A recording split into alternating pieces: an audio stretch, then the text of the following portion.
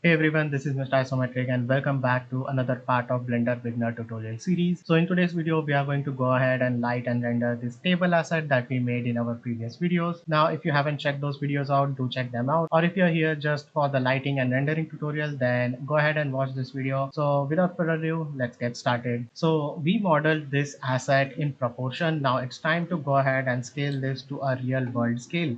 Now, this is a modeling 101, and I should have told this while modeling it. But usually, whenever I model anything, I just go ahead and create the full asset and then I scale it down. But if you are going to create a character and then going to rig it, what I will say is create your character in any scale or any proportion you want, and then first scale it down to the appropriate height. And after that, you are going to go ahead and rig it. If you rig it first, then it will create some artifacts, some animation issues, because it is not a good idea to scale your models after they are rigged. So yeah, just keep that in mind and let's go ahead. And the first thing I'm going to do is I'm going to apply the mirror modifier because I want my origin to be at the center of those legs. Again, I'm just going to go ahead, hold down shift and select the legs like this, and then I'm going to hold down shift S, and then I'm going to do cursor to selected. Okay, and now we are going to go ahead, select our legs, right click, and then we are going to say set origin to 3D cursor.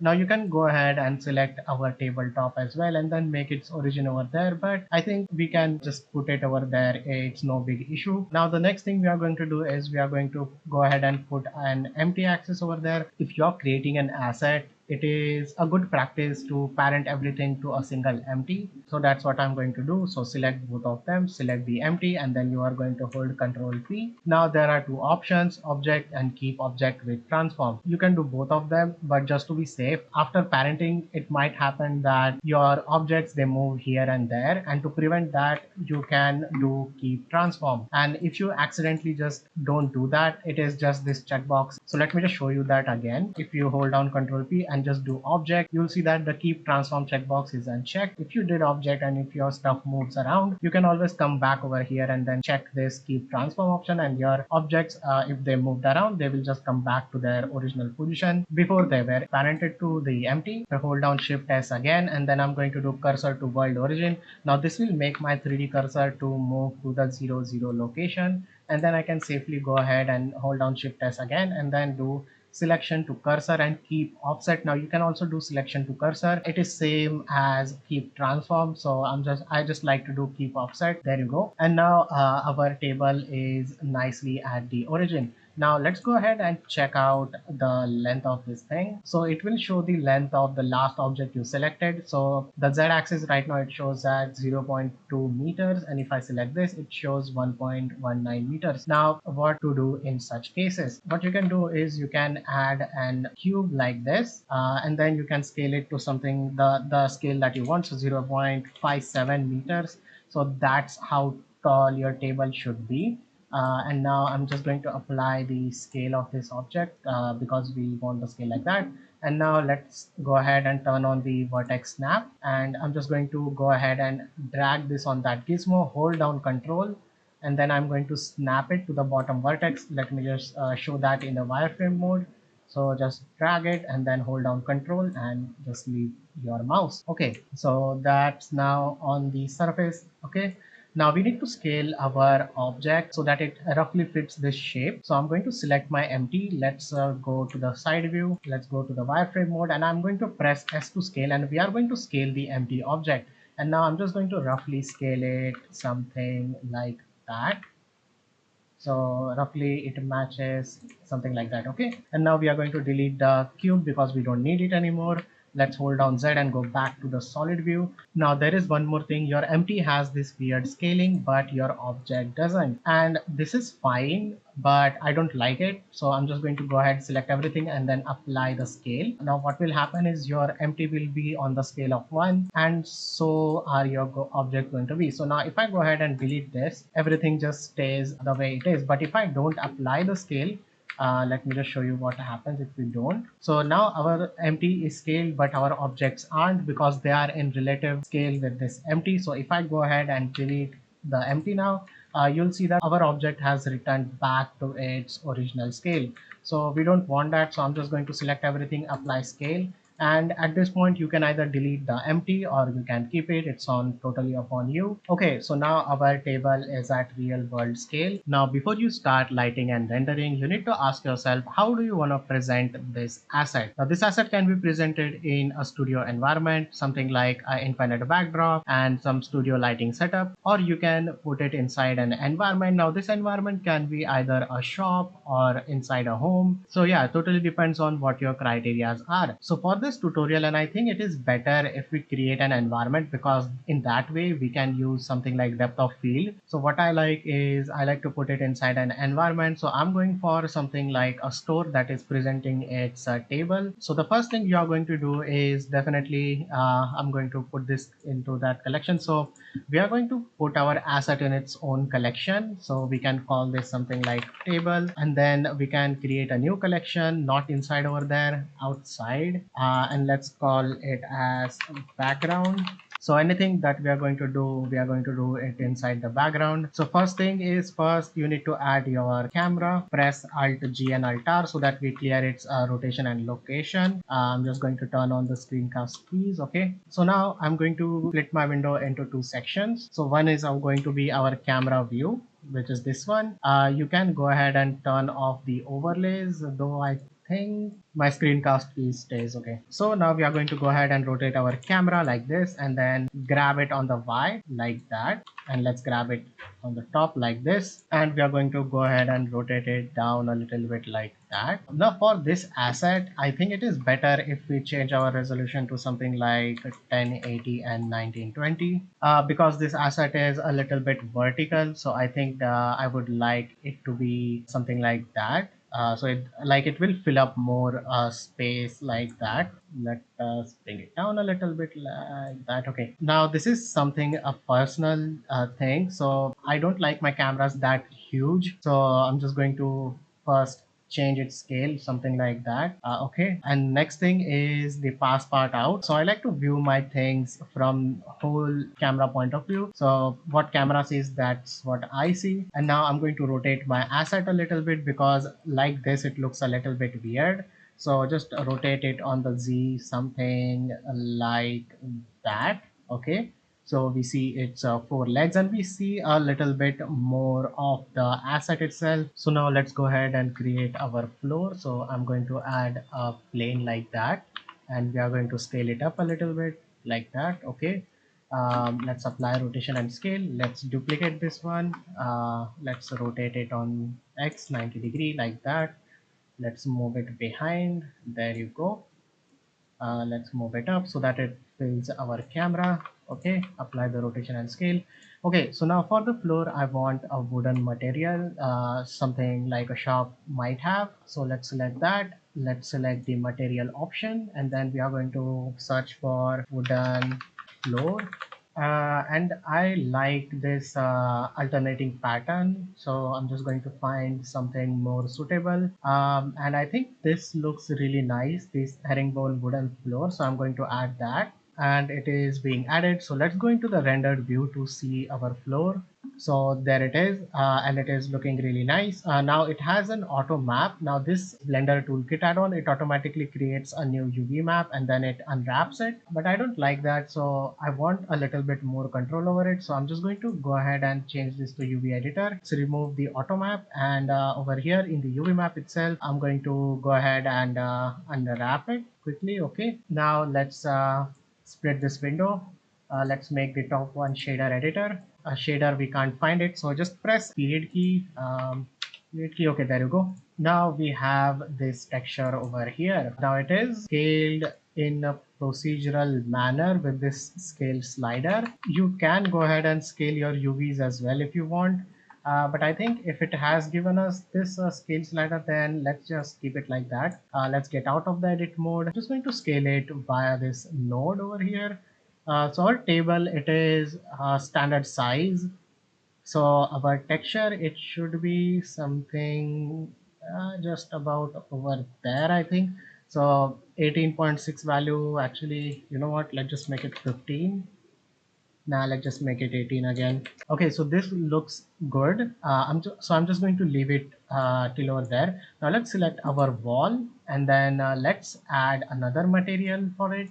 So instead of wooden floor, now we want a wall material. So let's type in wall and let's hit enter. So inside the wall, let's find something like whitish and concreteish. So white yellow wall. Now I don't know why they wrote yellow, but I think this looks really nice. So I'm just going to choose this one. Let's cut that, and let's remove the auto map. So I'm just going to select that plane, and then let's hit edit to go into the edit mode. Let's scroll down. Okay, let's select everything, and it is actually a really good practice just to go into the edit mode and hit unwrap once if you have something like a plane or something. So I'm just going to scale it up a little bit like that, something like that. Okay, so this looks really good. We are not going to use HDRI, by the way. So if you have noticed, we already have an HDRI in the scene. Now, if you like it, you can keep it like this and render with the HDRI itself. But I just kept the HDRI so that we can. Why are these nodes not at the center when I open anything? That is really confusing right now. Okay, there you go. So yeah, I just kept this HDRI so that we have some lighting in our scene so that we can see what textures we are applying right now. So yep, this is good. Right off the bat, you'll notice that this transition between the wooden floor and the concrete, it looks a bit unnatural. Also, the composition is a little bit weird. So I'm just going to make my wall and this go a little behind like that. Okay, we can see the HDRI, and we don't want that. So I'm just going to select this edge, and then I'm going to press G twice so that we go into the edge slide mode. And then I'm going to press C key so that it goes unclamped, and then we can just move it in the front. Now, if I don't do this, if I just move it in the front by grabbing it, you'll see that my UVs, they are stretching, and we don't want that. So that is the reason why I did this. Okay, so now our floor, it is filled. Awesome. Now for that transition, what I'm going to do is I'm just going to add in a cube like that. Let's scale it down a little bit, and let's move it. Let's also scale it on the Y like that. Okay, now we are going to scale it on the X like that. And we just created kind of a transition between the wall and floor. I don't know what it is called, but yeah, this really helps us with some realism. So I'm just going to move it just a little bit up like that. Let's apply the rotation and scale, and we are going to also apply material for this thing. So we are going to make it wooden. So I'm just going to type in wood and press enter. After browsing with some materials, I think this will actually look really good. So I'm just going to apply that wood material, and then let's go ahead and go into the edit mode, remove the auto map because I don't like that, and then we can just go ahead U and then do a cube projection. There you go. And now we need to adjust the scale. So for that, let's just zoom in on our thing, and let's disable the overlays like that so that we can see the wood. And in the UV editor, we are going to scale it to some reasonable scale. So I think something like this makes more sense, and this looks good as well. Now whenever you're making something like this, the 50mm length, now let me just show you guys. So usually whenever you are rendering an asset, 50mm is not something that you would want to use. So let us go something like 80mm length, and then let's move it behind. So it kind of removes some perspective. So we don't see our object in a perspective.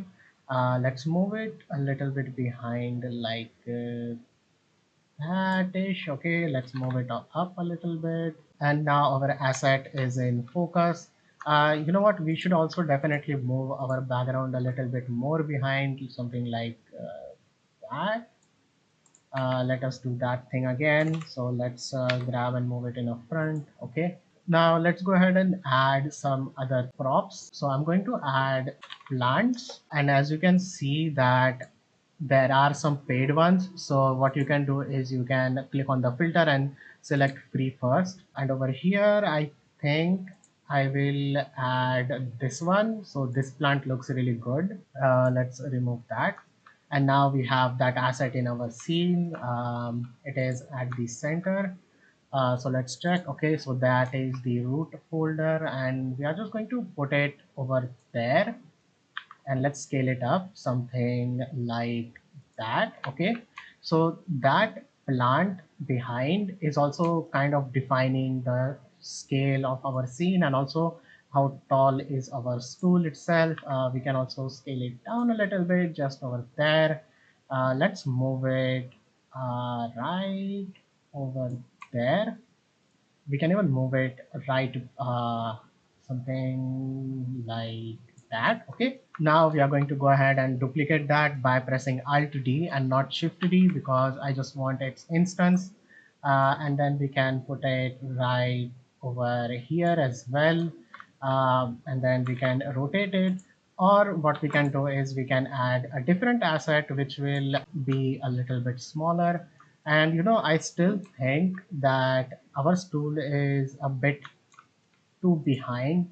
I'm just going to move my camera a little bit in the front. Okay, there is, it looks really good. And I still feel like my pot is a little bit too close. It should be something right over there.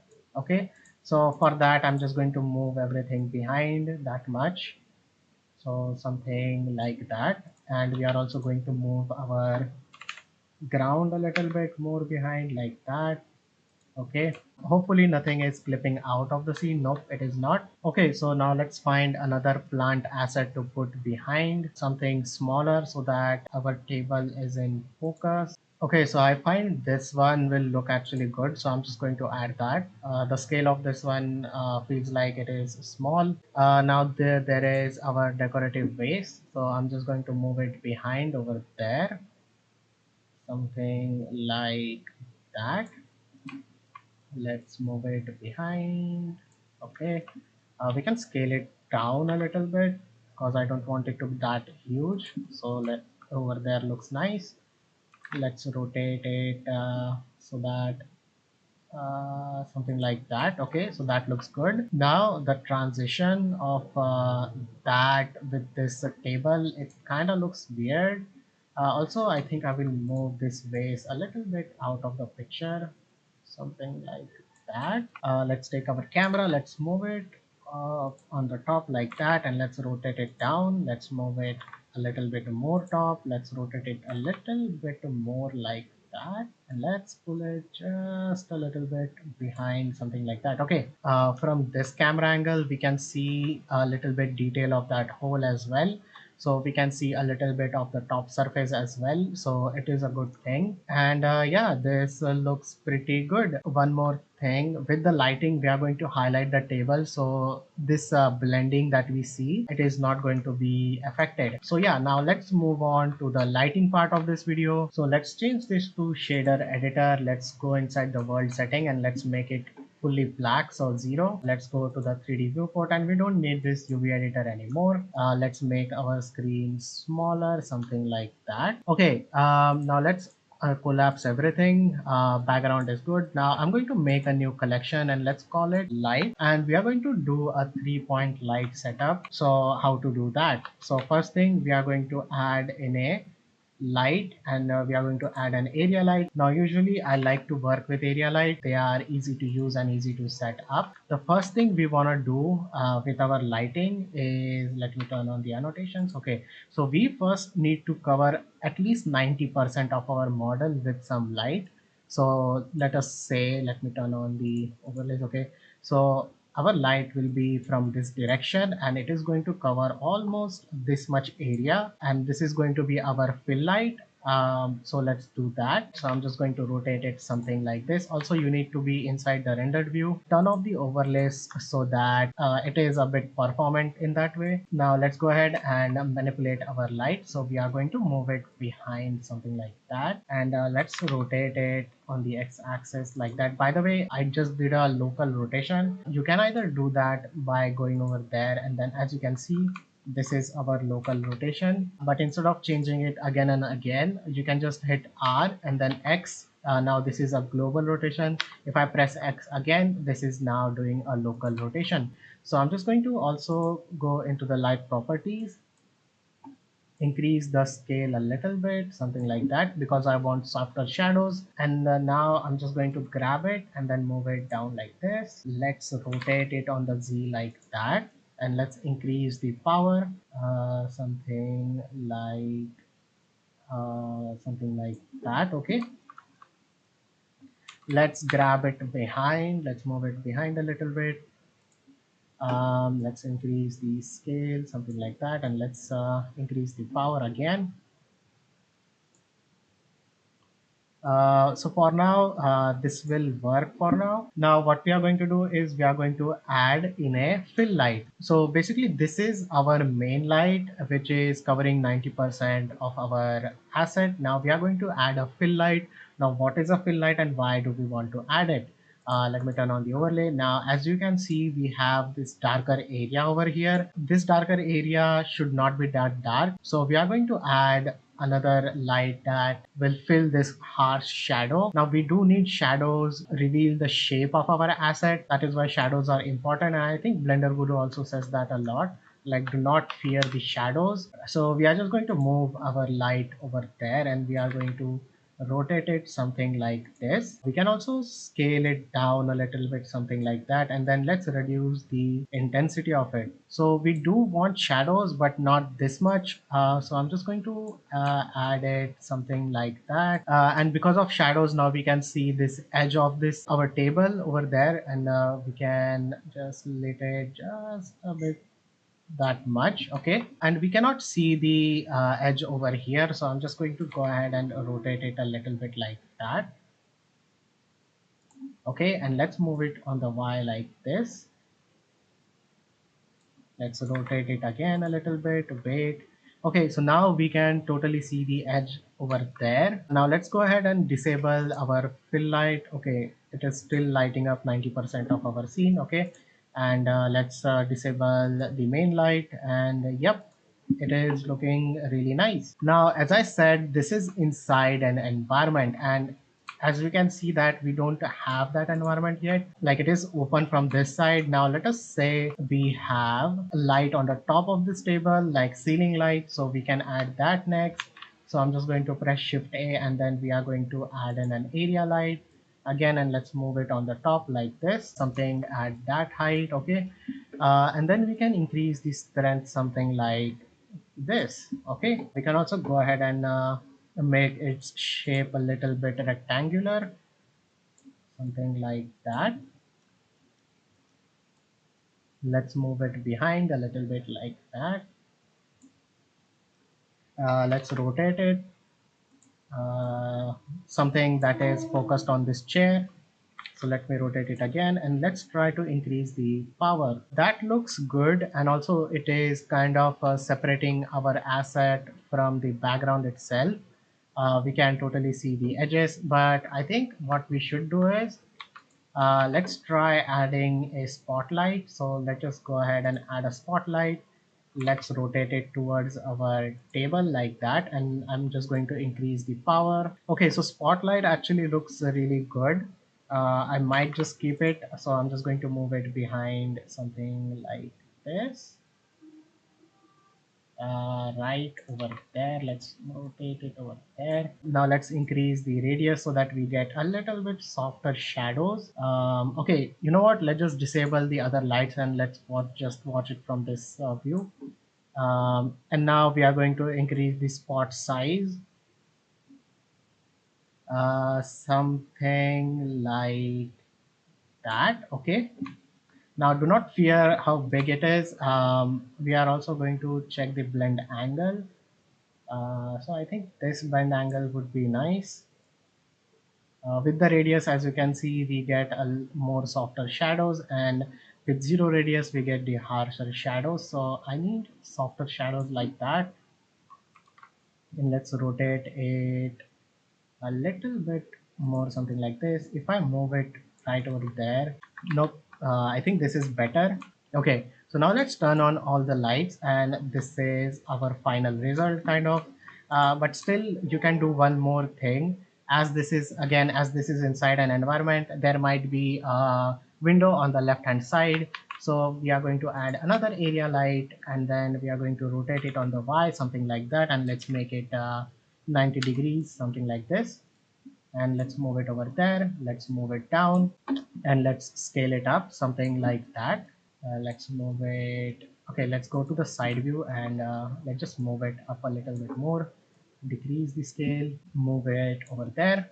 Okay, and now without it, okay, as you can see, with it and without it, it doesn't change anything much more. So we are just slightly going to increase the strength. So now it is something like an environment light, something light coming from a window over there. So if we disable other lights, you'll see something like this. Size, if you reduce it, you'll see some shadows of the plants on the backdrop over there. So if I disable like enable all the other lights, let's increase the strength, something like that. And I'm also going to increase the decreasing size, actually feels really good, but I'm just going to keep it something like that, so 3.4. We can also rotate this a little bit like that. Let's move it right over there, or we might just move this base a little bit over there. Let's move it behind a little bit. Okay, okay, this looks really good and I'm happy with this. So now let's go ahead and select our camera. Now check the depth of field, and then we are going to choose our this tabletop as our focusing point. And first things first, we are going to make it all the way to the 0.1, and we are slowly going to increase it. Now this like this small depth of field makes it look like a miniature. So we are slowly going to increase it. So mostly 1.2 feels really nice, but I think this is also not looking correct. So we are just going to keep on increasing. So 2.1 to 2.8 value is really nice depth of field for something. Let me just go 2.4. Okay, let's go ahead and do 2.6. Okay, we are going to keep it at 2.6 for now. There is one more thing that we have to do. This legs, the bump map on it is way too harsh, so I'm just going to go ahead into shader editor. Let's change it to object type and select this object, and we are going to tone down the bumpness. This looks fine. Okay, now there is one more thing on the floor. I don't know why it doesn't just show the nodes right away. We are going to add an ambient occlusion node, so let's just shift A and type in ambient occlusion, and we are going to drop it in between the color channel like that. We can increase the distance, something like 2.8. Now you probably don't have to go that far. So if I press M, so the results are kind of similar. We can't see any change. Let's preview that. Okay, so I think my Blender kind of bugged and it is not updating. So let me just go back to the solid mode. So we are back after an Blender crash, and I had to relive the scene because I forgot to save, and there were no autosave or recovery option available. So yeah, here we are, and I see that we have some dark area over there. And I think the depth of field that we added, it also got vanished. So I'm just going to add it again. So 2.6 was it, okay, and then we are going to select our tool top like that. I'm just going to add another area light on the side over here. Let's rotate it on something like that, and then we are going to keep its intensity like really low, so something like 18 or something. So without it, with it, like just a little bit of illumination, not too much. Also we are going to rotate it more towards the background like that. So yeah, this is the lighting setup. It might look a little bit different because I definitely made some changes after it crashed. Okay, so now the thing remained is how to render your things. So I'm just going to collapse this again. Now the render settings for low end PCs, if your graphic card is not that good, switch to CPU, and then you can also check this open shading language so that the rendering is purely done by your CPU itself and no graphic drivers are used. After that, the sampling for the CPU sample count, keep it as low as possible. If you have a nice CPU, then you can maximum, you should definitely try to go for 500. Above that, if it is a still render, so this is not going to be an animation, it is going to be still render, so we can safely go for something like 1000 samples. But if you're not, if it is an animation, I will definitely say go 64 or 32. It is going to look better. Also, one more thing, if your resolution is 1920 or 1080, you can safely increase the sample count more than 64 or go 500, even 1000. But if you're going for something like a 4K render, then the sample count goes down drastically. So you don't even have to go 500 or 1000 samples. 32 or even 8 samples would be really good if it is a still image. And even for animation, if you are rendering it in 4K, then sample count must go down. You should not, definitely not keep it 1000, because it is kind of useless to keep it that high. Then denoising, the denoiser, open image denoiser. Now if your graphics card doesn't have RTX ray tracing cores, then definitely keep it to open image denoiser. If your graphics card supports RTX, then ray tracing, then definitely go for OpticX. Your denoising will be much faster. Now the pre-filter, keep it at accurate, or if you need faster results, then obviously go for fast. Now passes, the albedo and normal, I will say definitely keep it at albedo and normal, so that your both color and normal shadow information gets correctly calculated. Quality, again, if you are on low end side, definitely go for fast. If you are medium, balanced, and if you have a decent PC build, then definitely go for high. Use GPU, if your GPU is good enough, you can use that. And then let's go to the performance. Now over here, there might be some number like 2048 or 1024. If you're on a CPU, then I will definitely say go for something like 200 or something like 64, a smaller tile size, because CPU calculates everything in smaller tile size. If you have a powerful GPU, then you can disable this entirely, or you can use some higher values like 500 or 1000, because GPUs, they compute things in bigger chunks. So definitely experiment with these values. For CPU, if you keep it like really low, then the render time will be higher. So you need to experiment with these values and then find something that is suitable for your hardware. The next thing is the color management. Now if I go back into the rendered view and let's disable the overlays. Also, I think I'm on my CPU right now. Let me just go ahead and make it a GPU again, because my GPU is much more faster. Okay, now it is not lagging. Okay, now AGX is the newest transform for the Blender, and also the Chronos PBR neutral. I don't know what that is. So the Filmic was the default before, and now it is AGX. The difference between them is that one has more color spectrum and another doesn't. So AGX basically sees more wider range of colors, and the look, it is set to high contrast. Now I like to set it to high contrast. You can set it to none if you want. You can also go for punchy, or you can just select the medium high contrast, which is default, or you can just go to the high contrast. I like high contrast, and then some people also like to play with some exposure values, like increase the exposure, decrease the gamma, something like that. It makes their render a bit more appealing. So yeah, do play with these values if you want. Also, there is one more thing in Blender with this view transforms. If you set this to false color, you'll notice that our chair, it has now a heat map, and this heat map says how lit is your scene. So basically, red means it is overlit, and blue means it is underlit, and the gray value is kind of zero exposure, basically. It's like 0 EV, like this thing over here. So something like this would actually make your render look up pretty good. You should definitely have like this gray value in your render. So now if I switch back to AGX, you'll see my render looks a little bit much more nicer than before. So this value over here, if I copy it and let's make it 0 again. So between this and this, there is not like, there is definitely a difference, and this actually looks really good. So to have that gray value a little bit on your scene, it makes it look a little bit nicer. So I'm just going to keep it like that because I really like this look. So these are the settings. Now if you have a higher end system, something like mine, then you can definitely go for GPU, and then the sample count, you can make it something like 500. I'm going to make it 500, and then I'm going to use my GPU with OpticX. OpticX by default uses GPU, so that setting just got disabled. The sample count 1000, yes, I'm going to keep it like that. Okay, and now for the render.